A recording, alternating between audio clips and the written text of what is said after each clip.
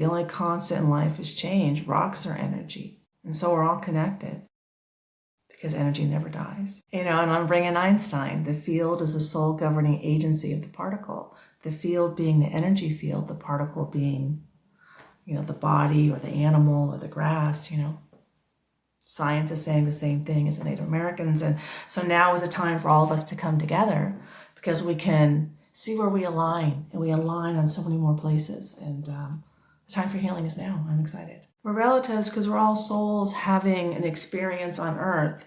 The buffalo soul is having an experience. I'm having it. The buffalo is having a buffalo experience, and I'm having a human experience. And human souls become animal souls. It's like we're all energy, and we take on these different lifetimes to learn the lessons from that experience. And accepting that we're souls having an experience on Earth, then we can ask the question, how do we operate our souls? How does that function? And now with neuroscience, like Dr. Joe Dispenza, Dr. Andrew Huberman, like Dr. Bruce Lipton, there's so many just giants in the field now that know that we have to change our, our consciousness, our energy, our soul, because that informs our nervous system.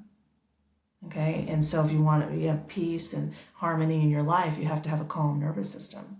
Well, in order to have a calm nervous system, you have to have a calm soul. So how do we do that together? And accepting that we are in relationship with the buffalo. We are in relationship with the land. How do we heal those relationships? And I'm glad he used the word entitlement, because we now know it's when you're entitled, that's not mentally healthy. And no one's perfect, and we're all learning our lessons. But entitlement is exactly what manifest destiny, God gave us this land, did.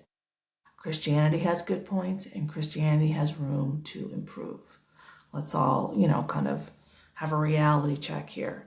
No one was perfect in the situation, and all of our souls agreed for this to happen, but we agreed for it to happen so we could all learn our lessons from it. What does assimilate mean? How do you come into a new land and work with the indigenous populations? There's so many problems with that worldwide. So if we can figure this out in America, then that could be a model for other places to have a healthier relationship with, like in Australia where I've been, their Aborigines with the British subjects, right?